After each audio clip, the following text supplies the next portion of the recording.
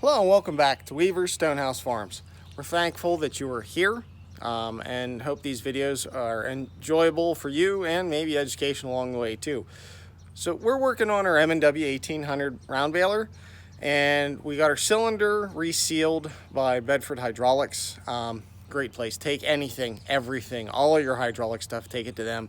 They were phenomenal to work with. Earl's the owner.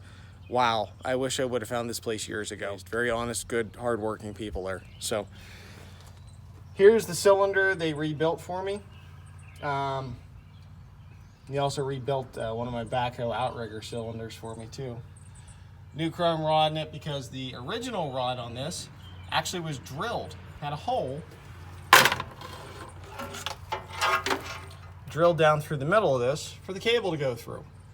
So we don't have that now. We're gonna adapt and make something different. I'm gonna try it. This bolts down through underneath, goes down underneath here where all these pins are on the left-hand side of the baler. 1/4-inch cable. We measured the old stuff. Now it broke on me before and the head snapped off with some old rusty cable.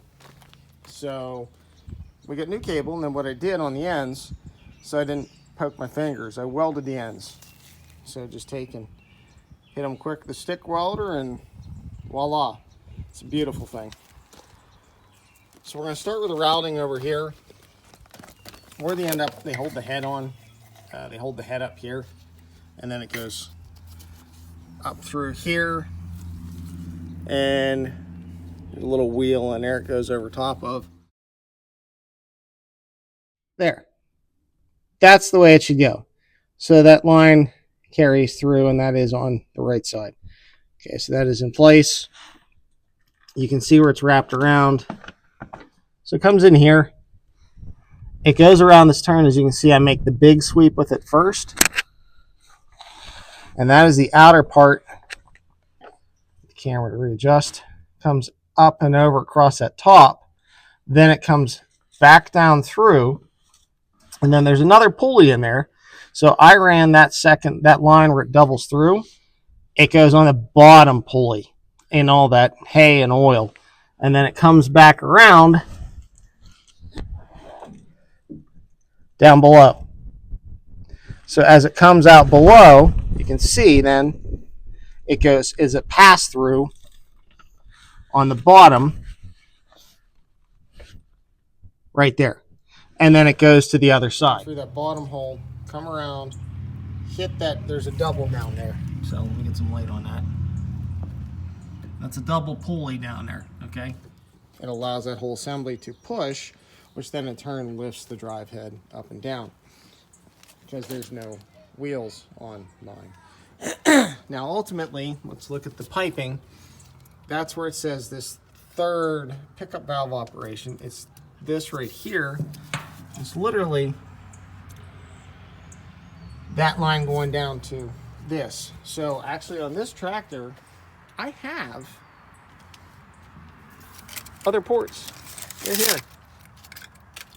So I actually may tap it off of here, and then I can use my other handle up there because I got two handles, and that'll do the pickup head separate.